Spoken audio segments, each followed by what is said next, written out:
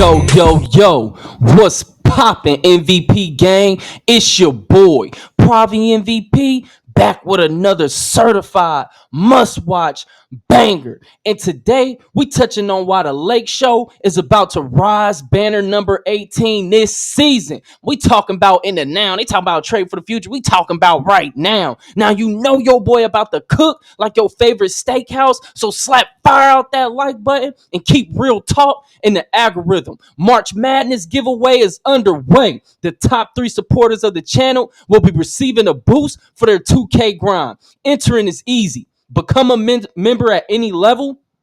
Join my Discord. Link will be in the description. Link is in the description. That will also qualify you to be able to get in some of these runs and some of these videos. Support the channel with likes and comments. Today's video, I'll be featuring live gameplay, a 3-game loud pack from the starting 5. Using the new Lakers super team, I'll be covering the Lakers for the rest of the season. And once the playoffs start, I'll cover every series. Let's get into it. The national media is 100% capping when it comes to the Luka trade. They're trying to make it seem like the Mavs are a better team after the trade deadline when the Lakers are 10 games above 500 and have been playing outstanding basketball, while the Mavericks is barely hanging on to the 8th seed and dealing with injuries. Anthony Davis still has yet to even play a game. Yes, Luka is dealing with injuries, but the Lakers are in a better position compared to the Mavs, especially.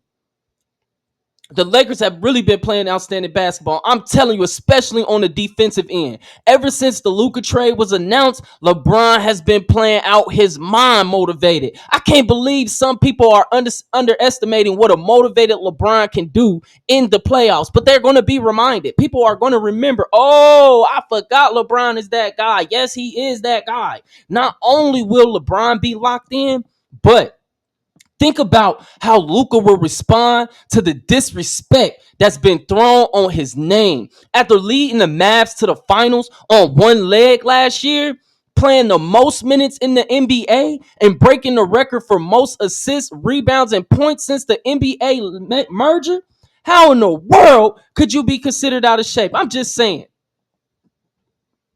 What does that say about the rest of the league if Luka can accomplish all that, but he quote unquote out of shape? And people be like, oh, SGA better than Luka. How is he better than Luka when they played last year head to head on one leg, and he sent him home when they were the number 1 seed, and he went to Cancun early? Do people just got short-term memory loss? Like, what's going on that you can't remember that Luka beat him head to head? What's wrong with y'all? Like, y'all really got to use your brain, bro. But Luka will be on an absolute mission to win the championship this year. It's not even about proving the haters wrong with Luka. At this point, the people hating on Luka will keep hating on Luka until the day he retires. Luka is the new LeBron for haters. They gonna hate on Luka's greatness until the day he retired. The people who on that other side, like, oh, he don't play defense, he don't do this, they try to only notate the stuff he doesn't do and never pay attention to the fact that he's the best offensive player in the league. So you do not have to be an elite defender. You don't even gotta be, bro. All he gotta do is try. All he got to do is put effort in on defense. He's so great offensively. This is what another thing that people don't understand. Elite offense is good defense. I'm trying to tell you, because you prevent the other team from ever being in transition. And transition is the number 1 way to run up a score in the NBA. You let another team letting the other team get in transition, them points going to add up fast. But it's the same like how Skip used to hate on LeBron all the time until the day he retired. Those same people going to be on Luka. They're never going to give him credit at this point, because at this point in his career, if all he's done does not make you appreciative of his work, not even a fan, you don't have to be a fan. You never will be. He wants that championship to submit his legacy as one of the greatest to ever play the game. Luka will have a huge chip on his shoulder after the Nico Harrison slander. I don't even see how Nico Harrison is allowed in Dallas. People don't realize that Luka is more like Kobe than anyone else in the league when it comes to that killer instinct, that Mamba mentality. While LeBron is more like Magic, which makes a perfect fit with the two mentalities that they have. People don't understand. Kobe came out his house to watch Luka play when he was a sophomore. He don't do that for everybody. He recognized greatness early. That's why when Luka came into LA, he said he wished that Gigi and Kobe could have seen this moment. The two together are going to be a terror for the league. Plus, the whole world is sleeping on the pieces around them, but I'm about to break it down. Rui Hachimura is a big body wing who can shoot, finish, and defend. He's been shooting absolutely lights out off the catch and shoot. Y'all don't think that's the perfect player to put next to Luka?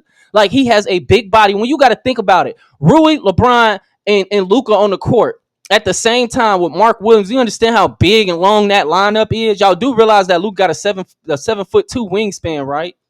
LeBron got a 7+ wingspan.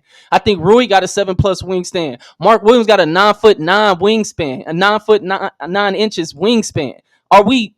Do y'all not understand how a coach can? You don't have to be great with that type of length. You're gonna create turnovers, which is what Luka became good at. He is good at steals. That's what people don't realize. He's a defensive playmaker at this point in his career. Dorian Finney-Smith already has high chemistry with Luka from playing together on the Mavs for 6.5 years. Luka even said during the 22 deadline, when Finney signed his 4-year, $55 million extension, that he wanted to spend the rest of his career with him. Now they are reunited with the opportunity to make that happen. Finney is an excellent, versatile defender with that dog mentality, an elite spot-up three-point shooter. He's built his entire career off dirty work and has hit big shots in big moments. He was a key piece in the Mavs 22 upset of the number 1 seed Suns to which reached the Western Conference Finals. Look at this. That was an elite move that Rob Pelinka pulled off. Having Finney already there and then bringing Luka with Maxey. So Luka don't feel uncomfortable because he got two people that been with him for his entire career. And then Markieff Morris coming with him. He's a vet that already has championship experience and been noted as a positive locker room energy. Like, he's just good for your locker room. He's like another coach, even though he's basically a coach player at this point. As far as how he sees the game, how he understands how to get to a championship, what it takes, and just being a pro, what it means to be a pro. Like, a lot of people undervalue that. Them dudes that be good locker room presence are important to holding together a team. I'm telling you, Kyrie don't like that they traded Markieff Morris. Austin Reeves is a shot creator with good playmaking ability, can get to the free throw line and convert those free throws and hit big shots in the clutch. And he tries on defense too. A lot of people are like, oh, they're going to pick on Austin Reeves. They're going to do this. They have to. You got to pick somebody. Nobody going to try to go at LeBron. Nobody want to go at. They're going to pick whoever they can pick. And people always go at Luka because the game plan is to tire him out for he not busting your ass so bad on offense. Duh. It ain't just because he know, because Luka is never the worst defender on our team. He's never been. If you actually watch the Mavs play, he never was the worst defender as they try to make it seem. He never was, because he's one of the bigger players, but it's just players go after him because the game plan is to wear him out to make him less effective on offense. So they're going to continually attack him while he's being double teamed by different players every time. Like, they'll start with their best defender on him, bring help, then bring another dude off the bench who's just a defensive specialist, bring help. All game they're trying to wear Luka down. So in the closing moments where ESPN try to highlight, oh, his blow bys, this and that, the nigga was on one leg last year. They will never talk about the fact how injured Luka was during them playoffs. They just want to try to cherry pick certain statistics that don't even mean nothing, because the game plan was for Luka to send them to the help that was waiting in the paint. Duh. People act like they don't know how to play basketball. Dudes who play 2K do the same thing. If he beat me, you pick him up, I'm going to stay on the perimeter. Duh. But we act like that don't apply to real life. That ain't a real life strategy. Like, man, get the hell out of here. Luka ain't as bad defensively as they try to point it out. Neither is Austin Reeves. They just have to pick somebody. So they're going to pick the smallest person who they feel they can get over on, and to lessen his impact on offense. But I've watched Austin Reeves. He competes on defense. He stays in front of his man for the most part, and he tries to body up. Yes, he's just not great at defense, but that's okay when you are good at offense. He may not be great at offense, but he's just damn good, and he gonna hit big shots. So Austin Reeves is definitely gonna be a key factor into this championship. The Lakers team, I'm telling you now, is going to be historic offensively. All they have to do is buy in defensively, play together, communicate, and get key stops in key moments. Listen to that again. All they got to do is get key stops at key moments because their offense is going to be so elite. It is going to cover up the fact that they're not an elite defense. They're never going to have to be. They're never going to. No team has to be an elite defense if you got Luka Doncic. Now, having a good defense with Luka Doncic, you're going straight to the. You're going to run through the finals, which I believe they can be an elite defense because of these pieces. Jared Vanderbilt, aka Vando, is a huge help on defense, especially when him coming back. He ain't played most of the year. Vando was dealing with injuries. Prior to them injuries, bruh, dude was a legit double threat every game, played high level defense, and he's doing it again. You can see it. Man got size, athleticism, and tenacity. Like, especially when you pair him with Finney Smith, they have a similar archetype, but Finney is more of a shooter, while Vando is more of an athletic interior defender rebounder. When they both on the court on defense, bro, the defense crazy. Like, if Jared Vanderbilt ever become a consistent three-point shooter, just 35%, 35, 38%, he ain't got to be elite, just somewhere in that range, he's going to get money. He going to get money, especially if he wasn't dealing with this many injury issues prior, but Vanderbilt is still young. He's 25. He's still a young player. He can still get better. I believe he's going to play even better with Luka. Luka make his type of archetype always better. He always does. Finney wasn't an elite shooter when he first, his first couple seasons, and he eventually became that. If he works on it, he can get that. Gabe Vincent. People forget how good he was in the 22 playoffs. Bro was cooking Jason Tatum, bro. He was making Jason Tatum, bro. He almost made that nigga fall. He put Jason Tatum on skates so many times. Gabe Vincent was hooping in the 2022 playoffs. He is the reason that he went on a run that they went on. He was a key piece. Just because he got injured, was traded to a new situation, and getting used to, people forgot about it. Yeah, he dealt with injuries and adjusting to the new system in LA, but lately he's been looking more like himself, shooting 45% from three while playing excellent perimeter defense over the last 10 games. In the 22 playoffs, his defense was key, and he shot 37% for three on over 6 attempts per game. That he fits directly perfect next to Luka because he's a defensive-minded perimeter defender on the perimeter, and he's a catch and shoot. He'll shoot any shot. That's why his field goal percentage ain't never that high, because he attempt a lot of crazy threes. He attempt a lot of crazy shots off the dribble, period. Gabe Vincent is a little mini shot creator. He's like a defensive shot creator, and that's fine. He don't have to be like Superman great, but he got a whole bunch of playoff experience, and he knows how to get it done. That is going to play key. People act like playoff experience does not matter. Yes, it does. We got a lot of experience on this team. We have a lot of youth on this team. We got a lot of people to prove. Like Gabe Vincent even got something to prove, because a lot of people just completely act like he didn't do what he did because he got injured. The Heat basically ran him to the ground and sold an injured product to the Lakers. But he done got his health back, and he getting his form back. Mark Williams. Listen, he is the perfect big to pair with Luka and LeBron. His game will flourish with these elite playmakers. His efficiency will go up, and his potential will be unlocked. People question his defense, but what was he even playing for in Charlotte? Like, let's be honest, like, Charlotte is where your career go to die. Charlotte has never been good since I've been alive. I've been watching the NBA over 20 years. I've never seen ever. I don't remember a time where Charlotte was a real title threat or making a playoff winning championships. I don't remember it. Especially in the last 10 years, 10, 15 years. What have Charlotte has been, y'all? Nothing. So, I mean, when you put talent somewhere where they can't even win, when you got to think these players come from the high school winning everything, come from college winning everything, and then you get in the league and all you doing is losing, the motivation be gone. He don't have motivation to really go crazy. But in LA,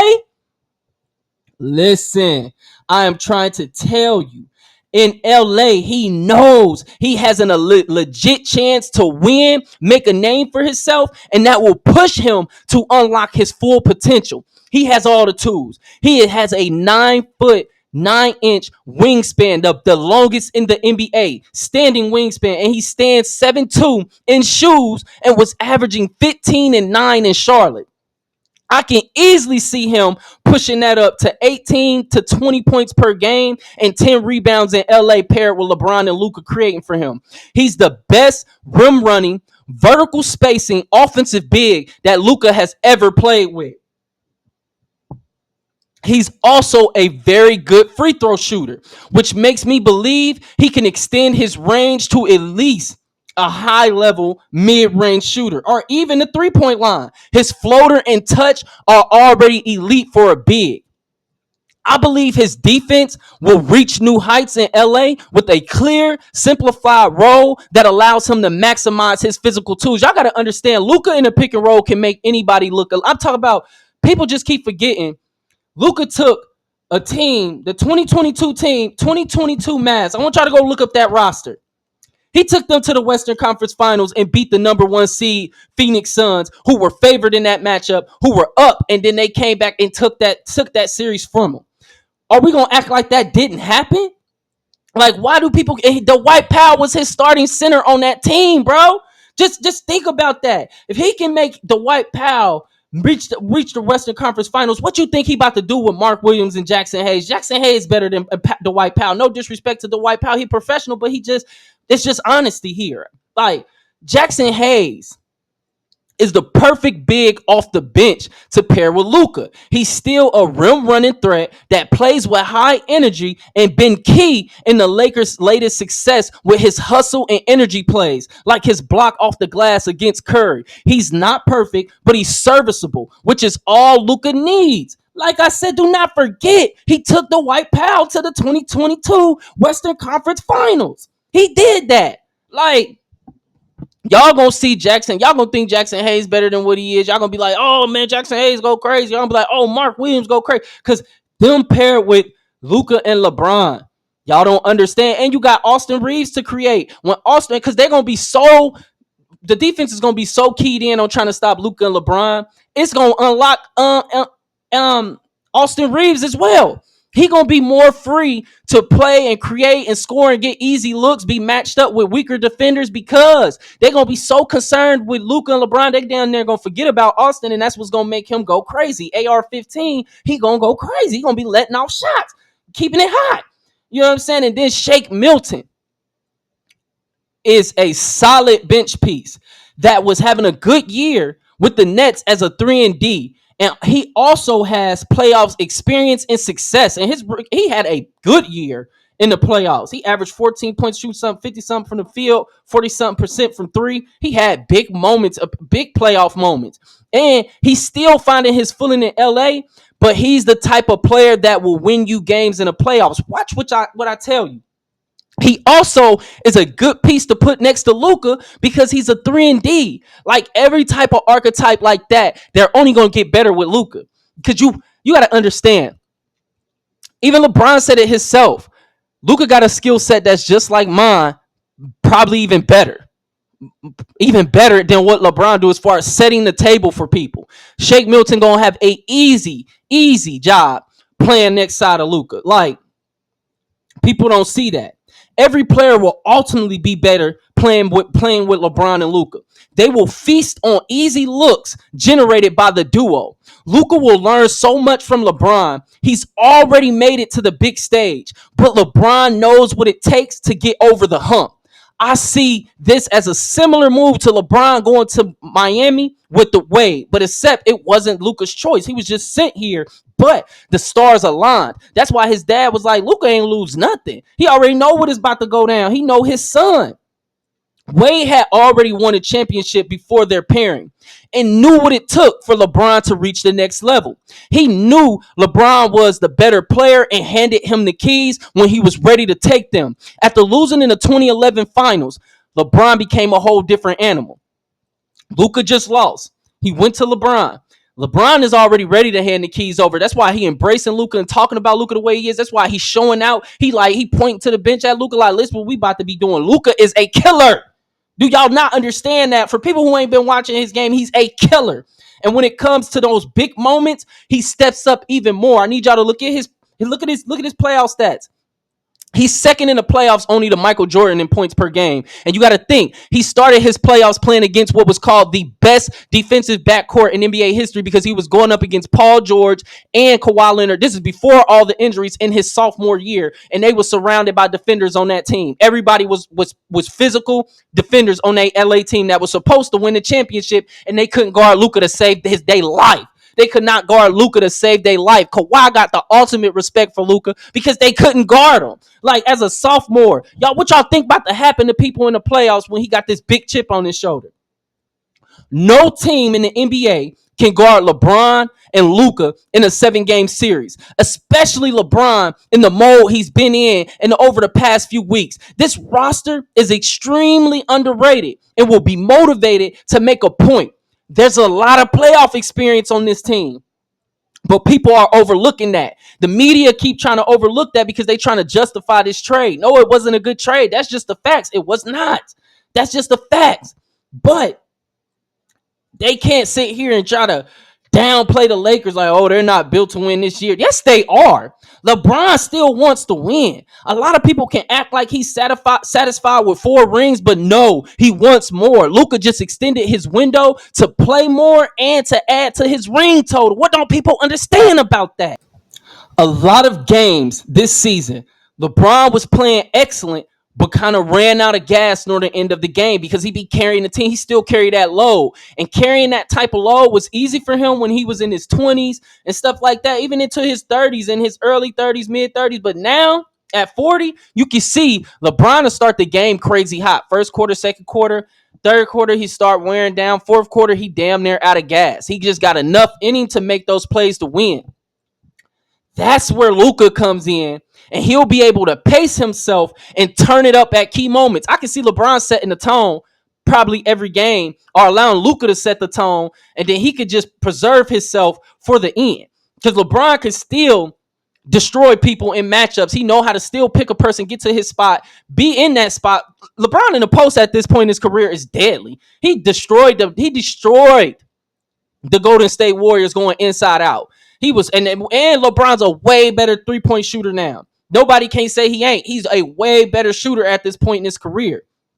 Seeing LeBron and Luka in the pick and roll, ain't nobody gonna want to see that, bro. I'm telling you, how you guarding that? How you guarding that? LeBron in the short roll, he play like LeBron be playing the Draymond Green type role in the Lakers offense in the short roll. Like, he'll set a screen, roll, they hand him the ball, and then he can create or drive to the paint. He's on the move. That be making so much problems for the defense. Now imagine it paired with Luka. Y'all do not understand. Like, it's going to be extremely hard to guard. That's why LeBron said himself, I don't see a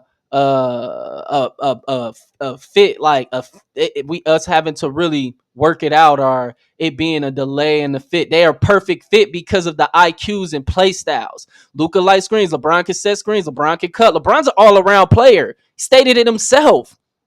Like, I don't know what y'all think, bro. The Lakers will be playing bully ball with LeBron and Luka, taking turns destroying defenses in the playoffs. People be like, oh, the Nuggets this, the man, the Nuggets about to get their motherfucking ass dipped in sauce and ate. Nigga, they about to get destroyed in the playoffs. There is nobody they have on that roster that can guard LeBron and Luka. And if let's say you put Eric Gordon on LeBron, okay, who the fuck guard Luka? I'm just talking about from a size standpoint.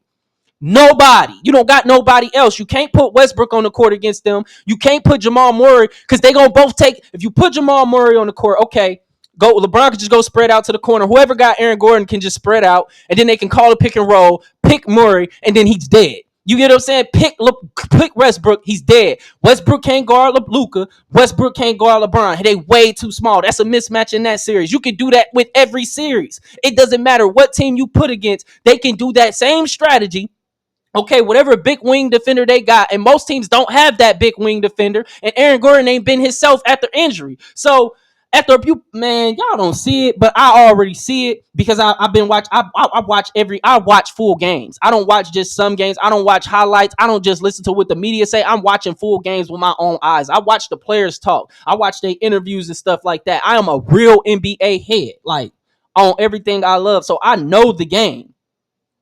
Like, y'all don't realize how they're going to take turns destroying defenses, but I do. And as soon as teams start keying on them, AR-15 is going to go crazy. I tell people all the time, a good offense is a good defense because it takes away transition scoring, forces teams to go against a set defense. I think the Lakers defense will shock the world. What a lot of people don't seem to realize is the Lakers offense and defensive rating was better with AD off the court. That's why LeBron could never hand him the keys. How? He wanted him to get the keys. AD wasn't good enough. If AD was good enough, if he was a true number one, he would still be in LA. Like people saying the Mavs better. How? They got Luka and LeBron's two co-stars. Like the two main stars are on the same team together, and now the two co-stars are on the same team together. How could they be better? That doesn't even make no sense. And then one is a post player in 2025.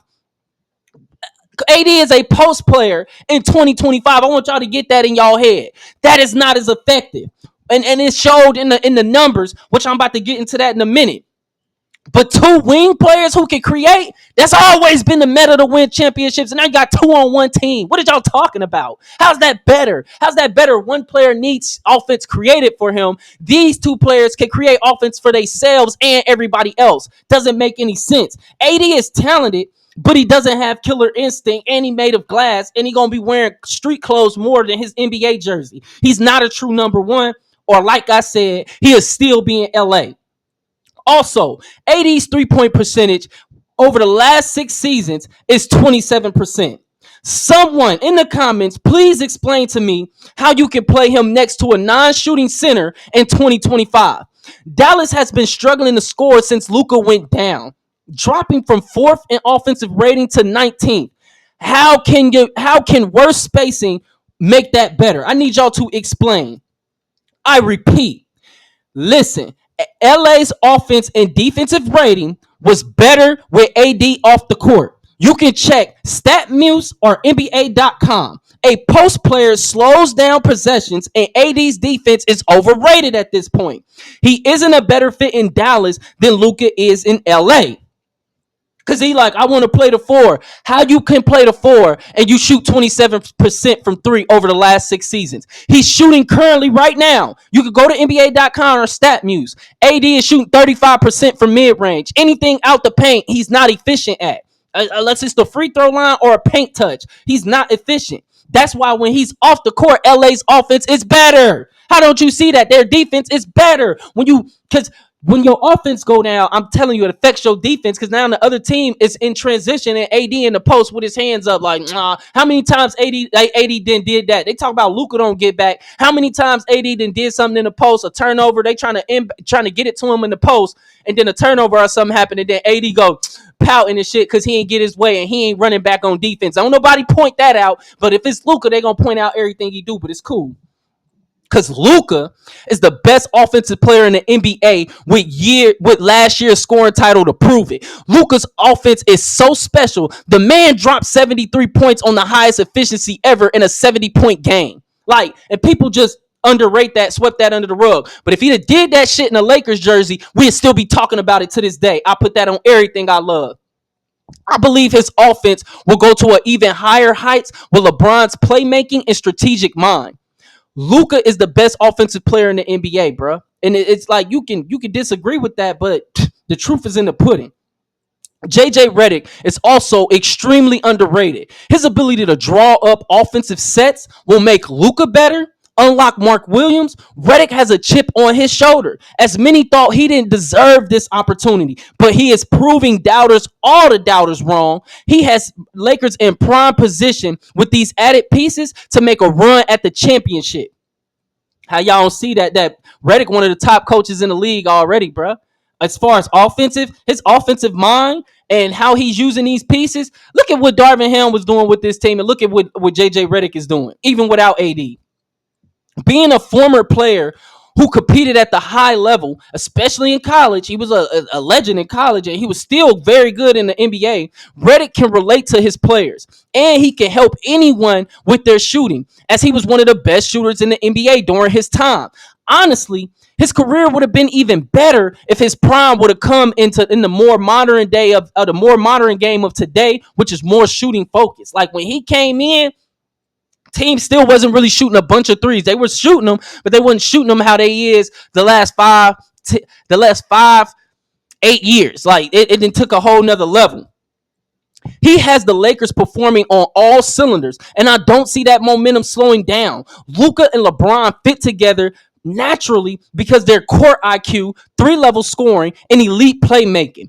And there you have it, MVP gang. The Lakers are officially scary with LeBron and Luka leading the charge. The media can keep pushing their narratives, but real hoopers know this team is about to run through the league.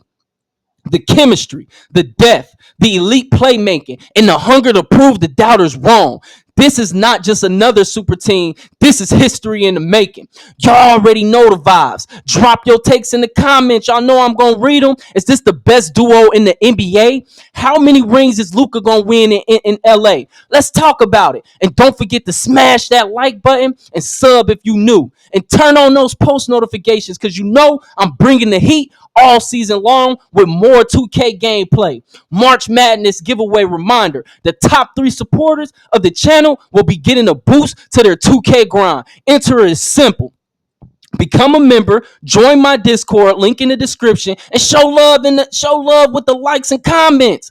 This season is about to be legendary, and I'm covering every game, every playoff series, and every historic moment. MVP game. Stay up. We up. Stay locked in, and I'll catch you on the next one. It's your boy, PraviMVP, signing out. Blessings to the Most High. Peace.